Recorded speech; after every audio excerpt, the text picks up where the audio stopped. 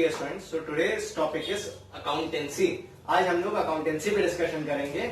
Before coming to the topic accountancy, I would like to give you some views on need for accountancy. Accountancy की हमको जरूरत कैसे पड़ी? So at the end of each year, every businessman wants to know the profit or loss of the business, whether the firm has incurred profit or has suffered the loss.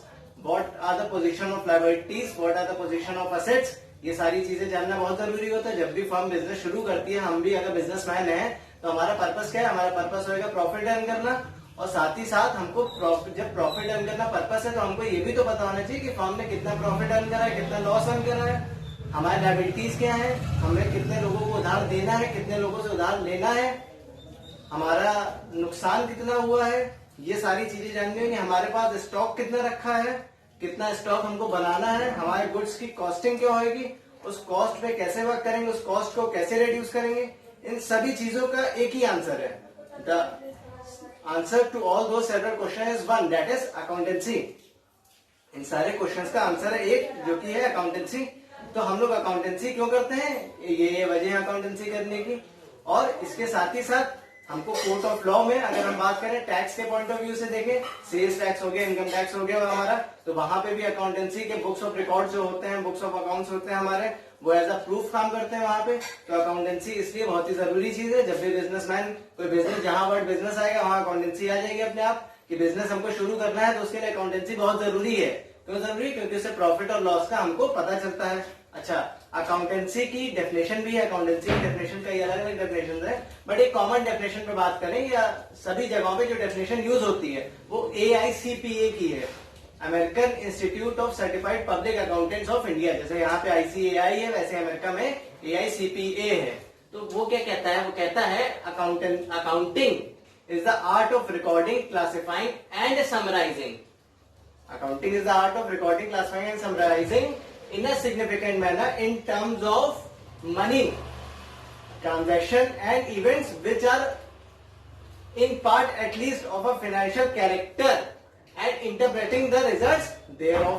ये accountancy की definition है. इसका मतलब क्या होता है? इसका मतलब समझने के लिए इसी डेफिनेशन से ही हमारे फीचर्स, एट्रीब्यूट्स या कैरेक्टरिस्टिक्स की बात हुई है. इसी डेफिनेशन से हमारे कुछ ये फीचर्स बने हैं, कुछ इसके कैरेक्टरिस्टिक्स बने हैं. तो उसी पे डिस्कशन कर लेते हैं. उसी से हमको ये डेफिनेशन का मीनिंग पूरी तरीके से क्लियर हो जाएगा. तो पहला फीचर है accounting is an art as well as science. Accountancy एक, अकाउंटिंग हमारी एक आर्ट भी है और एक साइंस भी है. इसका क्या मतलब है भाई? आर्ट मतलब इसलिए है क्योंकि इसमें एक सर्टेन ऑब्जेक्ट्स हैं, सर्टेन एक आर्ट है जिसमें हम लोग चीजें रिकॉर्ड करते हैं, क्लासिफाई करना, समराइज करना, ये एक आर्ट है. और साइंस क्यों है? क्योंकि इसमें कुछ कंसेप्ट्स हैं, कुछ कन्वेंशन है, कुछ प्रिंसिपल्स हैं. इसलिए अकाउंटिंग एक आर्ट भी है और एक साइंस भी है. अच्छा, उसके बाद बात कर लेते हैं recording of financial transaction only. सिर्फ और सिर्फ फाइनेंशियल ट्रांजेक्शन की बात होगी. बिजनेस में तमाम ऐसी चीजें होती हैं जिनसे हमारा बिजनेस असर होता है. जैसे अगर स्ट्राइक बात करें या लॉकआउट बात कर लें, पर उसका क्या रिकॉर्ड बनाना जरूरी है?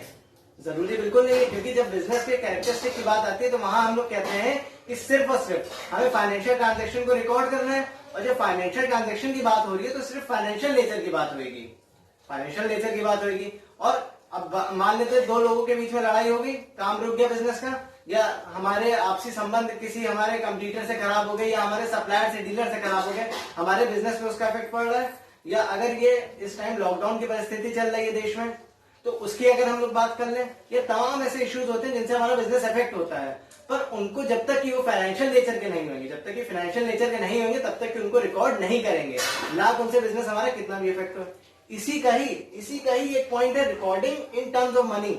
वही बात को यहाँ पे बताया गया है कि खाली उन चीजों को, उन ट्रांजैक्शंस को, उन इवेंट्स को रिकॉर्ड करेंगे जो कि मनी के टर्म्स में मेजर हो सकते हैं. अब मान लेते हैं, ऐसे समझे हमारे बिजनेस ने 1000 स्क्वायर फीट की जमीन खरीदी. हमने क्या करा? 1000 स्क्वायर फीट की जमीन खरीदी, 10 कुर्सी खरीदी, 10 मेजें खरीदी हमने. ठीक, अब 10 chairs, 10 tables and 1 piece of land. इन चीजों को हम लोग कोई एक यूनिट में कंपेयर कर सकते हैं? भाई जमीन क्या है? स्क्वायर फीट में मेजर होती है. चेयर को कोई मेजर करने के ऐसे वो सिर्फ एक गिनती है, टेबल की एक गिनती है, पर उनको इकट्ठा करके हम नहीं गिन सकते ना. उनको गिनने के लिए कॉमन टर्म चाहिए हमको. कॉमन टर्म क्या होता है हमारा? मनी. जब उनकी हम मनी की वैल्यूएशन निकालेंगे तब उसको रिकॉर्ड कर पाएंगे जाके। तो सिर्फ और सिर्फ हम लोग मनी के टर्म्स में चीजों को रिकॉर्ड करते हैं, उनके क्वांटिटी के टर्म्स में नहीं रिकॉर्ड करेंगे। 100 चेयर्स है वो रिकॉर्ड कर दी, 100 टेबल्स है वो रिकॉर्ड कर दी हमने, 1000 स्क्वायर फीट की जमीन है उसको रिकॉर्ड करके, ऐसा कुछ नहीं रिकॉर्ड करना है। उसकी मॉनेटरी वैल्यू को, पर्टिकुलर ट्रांजैक्शन इवेंट जो भी होएगा, तो जो भी एसेट है लायबिलिटी है उसकी सिर्फ और सिर्फ हम लोग मॉनेटरी वैल्यू को, यानी जब उसकी पैसे में कितनी वैल्यू है, रुपए में उसकी कितनी वैल्यू है, उसको रिकॉर्ड करा जाएगा। अच्छा, उसके बाद आता है हमारा क्लासिक रिकॉर्डिंग। अच्छा, एक चीज और, रिकॉर्डिंग में जो होता है हमारा सारे रिकॉर्ड्स हम लोग रिकॉर्ड करते हैं सारी चीजों को। तो जो जर्नल बनता है या तमाम सब्सिडियरी बुक्स होती हैं, इस पे भी आगे डिस्कशन करेंगे हम लोग, तो वो सारी चीजें रिकॉर्ड करी जाती हैं। उसके बाद का स्टेप होता है हमारा क्लासिफाइंग। क्लासिफाइंग में क्या होता है? Classifying means to classify into various heads of similar nature. Classifying means to classify into several heads or accounts of same characteristic of same feature. जिन उन चीजों को एक ही जगह पे रिकॉर्ड कर देंगे जो एक ही कैरेक्टर के हैं, एक ही नेचर के हैं, एक ही एट्रीब्यूट है उन सबका। कि मान लेते हैं हमने उसके बाद जितने भी लेजर अकाउंट्स बनते हैं वो सारा हमारा क्लासिफाइंग का काम होता है। जितने भी लेजर अकाउंट्स बनेंगे वो क्लासिफाइंग का काम रहेगा हमारा। कि जितनी भी चीजें हमको क्लासिफाई करनी है वो सारी लेजर अकाउंट्स में चली जाएंगी। कि जर्नल सारे अलग बन गए, जर्नल से उसके बाद कैश अकाउंट एक बन गया, बैंक अकाउंट बन गया, परचेजेस अकाउंट बन गया, सेल्स अकाउंट, सारे एक ही अकाउंट अलग अलग बन जाते हैं। तो उस प्रोसेस को हम लोग बोलते हैं क्लासिफाइंग। उसको क्या बोलते हैं? क्लासिफाइंग। उसके बाद आता है समराइजिंग। यहाँ समराइजिंग में हम लोग फाइनली समराइज करते हैं to get to know the, to ascertain the some meaningful information. कुछ मीनिंगफुल इन्फॉर्मेशन या कुछ ऐसी इन्फॉर्मेशन जो हम किसी को आगे कम्युनिकेट कर पाए, उसके लिए समराइज करना बहुत जरूरी है। डेटा को समराइज करना बहुत जरूरी है, अकाउंटिंग डेटा को समराइज करना जरूरी है। जिसमें हम लोग क्या करते हैं? जिसमें हम लोग ट्रायल बैलेंस बनाते हैं। ट्रायल बैलेंस के साथ क्या बनाते हैं? Balance sheet. ट्रायल बैलेंस बनेगा, उसके बाद ट्रेडिंग अकाउंट बनता है, प्रॉफिट एंड लॉस अकाउंट बनता है, उसके बाद हमारी बैलेंस शीट बन जाती है। तो ये सारी चीजें बन जाती हैं। अच्छा, इसके साथ ही साथ ये सारा काम यहाँ पे हो गया। ये सारे क्या हो गए? हमारे समराइज हो गया, डेटा समराइज हो गया, इससे एक रिजल्ट निकला है। उससे जब रिजल्ट निकल के आता है तो उसको हम लोग क्या बोलते हैं? Interpreting of the result. Result को इंटरप्रेट करना। रिजल्ट को इंटरप्रेट का क्या मतलब होता है? कि यहाँ पे साथ ही साथ हम लोग इससे कुछ ऐसी इंफॉर्मेशन निकाल पाए, ऐसा कुछ उससे प्रॉफिटेबिलिटी पता चल पाए, हमें बिजनेस की फाइनेंशियल पोजीशन पता चल पाए। तो बिजनेस की प्रॉफिटेबिलिटी, जब हम अपना बैलेंस शीट बना लेंगे तो हमें फाइनेंशियल पोजीशन उससे पता चल जाएगी।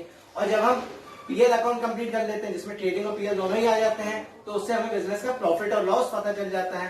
तो उस चीज को इंटरप्रेट कहते हैं, उस प्रोसेस को कहते हैं interpretation of the results. Results निकालना कि बिजनेस हमारा प्रॉफिट में है, लॉस में है, या क्या फाइनेंशियल पोजीशन है। फाइनेंशियल पोजीशन में हमारे एसेट्स कितने, हमारी लायबिलिटीज कितनी है, क्या चीजें कैसे हो रही है, ये सारा एक प्रॉपर इन्फॉर्मेशन निकालने को बोलते हैं इंटरप्रिटेशन ऑफ द रिजल्ट। और उसके बाद फाइनल जो फाइनल स्टेप होता है वो होता है हमारा कम्युनिकेशन का, यानी कि कम्युनिकेटिंग इसको बोलते हैं। उसके बाद वो जो डेटा हमने निकाला है, जो रिजल्ट्स निकल के आए हैं, उन रिजल्ट्स को आगे कम्युनिकेट करना। जो भी हमारे अकाउंटिंग यूजर्स हैं वो अपने तरीके से उसको यूज कर लेंगे as per their individual requirements.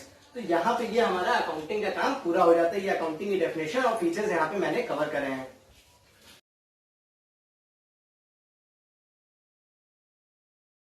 We will discuss about accounting process। अब यहाँ पे हम लोग अकाउंटिंग प्रोसेस पर डिस्कशन करेंगे।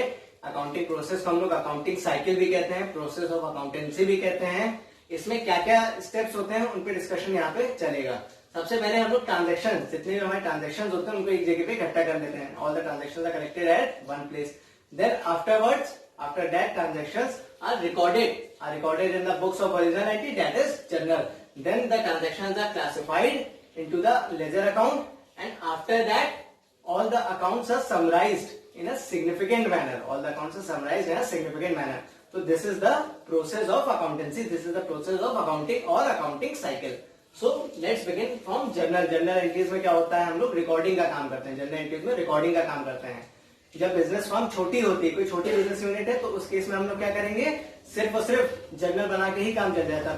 बट जब बिजनेस फर्म हमारी बड़ी होती है, कोई बिग यूनिट है, तो वहां पे बुक्स ऑफ ओरिजिनल एंट्री, तमाम अलग अलग अकाउंट्स इसके बना लेते हैं। तमाम इसके अलग अलग हम लोग जर्नल एंट्रीज के अलग बुक्स ऑफ ओरिजिनल एंट्री, जिसको हम लोग सब्सिडियरी बुक्स के नाम से जानते हैं, तो सब्सिडियरी बुक्स हम लोग बना लेते हैं। वो सब्सिडियरी बुक कौन कौन सी होती है? पहली होती है कैश बुक, जिसमें सारे कैश ट्रांजेक्शन रिकॉर्ड होंगे। सारे कैश ट्रांजेक्शन कैश बुक में रिकॉर्ड हो जाते हैं। अब कैश ट्रांजेक्शन रिकॉर्ड हो गए तो बचा क्या? Credit transaction. बिल्कुल आसान तरीके से समझेंगे, कैश बुक में सारे कैश ट्रांजेक्शन रिकॉर्ड हो गए तो सारे क्रेडिट ट्रांजेक्शन ही तो बचे रह जाएंगे। तो जितने भी क्रेडिट ट्रांजेक्शन है वो इन सारी बुक्स में आ जाते हैं। परचेज बुक में क्रेडिट परचेजेज आ जाएगा, सेल्स बुक में क्रेडिट सेल्स आ जाएगा, परचेज रिटर्न बुक में जितनी भी क्रेडिट हुई है परचेज रिटर्न पे वो आ जाएंगी। क्रेडिट मतलब होता है उधार। सेल्स रिटर्न बुक उसके बाद बनती है। सेल्स रिटर्न में क्या होता है, जितनी भी क्रेडिट सेल्स रिटर्न होंगी वो आ जाएंगी। उसके बाद बिल्स रिसीवेबल बुक, कोई अमाउंट मिलना बाकी है किसी से, कोई पैसे मिलना बाकी है तो वो बीआर बुक में नोट होता है, वो बीआर बुक में नोट हो जाएगा। कोई को पैसा देना बाकी है, bills payable, amount to be paid at a certain future date, on a certain future date, तो उसको हम लोग रिकॉर्ड कर लेंगे बिल्स पेबल बुक में। और जनरल प्रॉपर में जितने भी छोटे मोटे ट्रांजेक्शन जो इन अकाउंट से बचे रह जाएंगे, इन हेड से बचे रह जाएंगे इन बुक से, उसको जनरल प्रॉपर में लिख लेंगे। उसके बाद का स्टेप होता है हमारा क्लासिफाइंग का। क्लासिफाइंग में हम लोग क्या करते हैं, लेजर में अलग अलग अकाउंट्स होते हैं, वेजेस अकाउंट, सैलरीज अकाउंट, जितने भी जर्नल में हम लोगों ने अकाउंट्स बनाए हैं उन सबका अलग से क्लासिफिकेशन कर देते हैं। सारे एक ही फीचर के, एक ही एट्रीब्यूट के अकाउंट्स को एक जगह पर रख देंगे।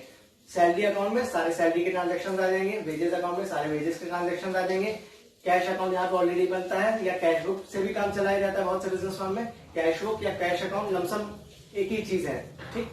तो उसके बाद अलग अलग और भी अकाउंट, जितने भी अकाउंट्स आएंगे वो सारे लेजर में अलग अलग बना दिए जाएंगे, जिस प्रोसेस का नाम होता है क्लासिफाइंग या क्लासिफिकेशन। उसके बाद समराइजिंग, लास्ट प्रोसेस, सॉरी, उसके बाद जो प्रोसेस होता है समराइजिंग होता है, मतलब बुक्स में अकाउंटेंसी की बुक में लास्ट प्रोसेस होता है समराइजिंग का, जिसको हम लोग समराइजिंग में लेजर से ट्रायल बैलेंस बनाते हैं। समराइज वे में एक ट्रायल बैलेंस बन जाता है। ट्रायल बैलेंस के बाद क्या बनता है, ट्रेडिंग अकाउंट बनता है। ट्रेडिंग अकाउंट का पर्पस क्या होता है, ट्रायल बैलेंस से हम लोग जर्नल और लेजर सही है कि गलत ये पता करने के लिए ट्रायल बैलेंस बन जाता है। ट्रायल बैलेंस का बैलेंस मैच नहीं किया तो वहां पे कहीं ना कहीं कुछ गड़बड़ होती है, पता चल जाती है। उसके बाद ग्रॉस प्रॉफिट या ग्रॉस लॉस निकालने के लिए ट्रेडिंग अकाउंट बनता है। ग्रॉस प्रॉफिट या ग्रॉस लॉस के लिए ट्रेडिंग अकाउंट बन जाता है।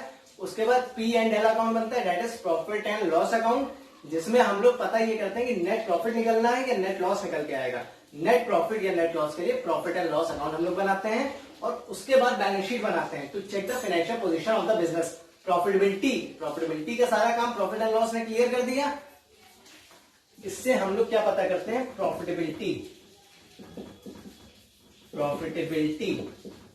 एंड बैलेंस शीट से क्या पता चलता है, financial position of the business. इससे पता चल जाएगी फाइनेंशियल पोजीशन हमारे बिजनेस की क्या है, यानी असेट्स की क्या पोजीशन है, लायबिलिटीज की क्या पोजीशन है। और उसके बाद इससे जो भी इंफॉर्मेशन निकल के आती है, जो भी रिजल्ट्स निकल के आएंगे, उस प्रोसेस को बोलते हैं इंटरप्रिटेशन ऑफ द रिजल्ट्स। और लास्ट में हम लोग उस डेटा को पूरा कम्युनिकेट कर देते हैं अलग अलग यूजर्स पे, ये मैं बता चुका हूँ। तो यहाँ पे ये पूरा अकाउंटिंग प्रोसेस है। और अकाउंटिंग साइकिल इसको यूं कहते हैं क्योंकि यहाँ जैसी बैलेंस शीट बनती है उसके फिर से हर साल सब्सिक्वेंट पीरियड पे बनाना होता है। तो एक बार फिर से उसके बाद नए साल में बनाई जाती है। अकाउंटिंग पीरियड एक टाइम टू टाइम होता रहता है ना। तो ये हमारा पूरा अकाउंटिंग प्रोसेस कहलाता है। सो यहाँ पे अकाउंटिंग में बात करिए। इसके नेक्स्ट वीडियो में हम लोग ऑब्जेक्टिव्स, एडवांटेजेस, यूजेस या अकाउंटिंग एज एन इन्फॉर्मेशन पे बात करेंगे और टॉपिक्स पे बात करेंगे। देखिए थ्योरी भी अकाउंटेंसी में कवर करना बहुत जरूरी होता है, क्योंकि न्यूमेरिकल पे कमांड अच्छे से यानी कंसेप्ट क्लैरिटी तभी आएगी जब आपका थ्योरी सेक्शन मजबूत होगा। दोनों चीज को पैरेलली लेके चलेंगे, अकाउंटेंसी की थ्योरी को भी और न्यूमेरिकल्स को भी। तो thanks for watching this video.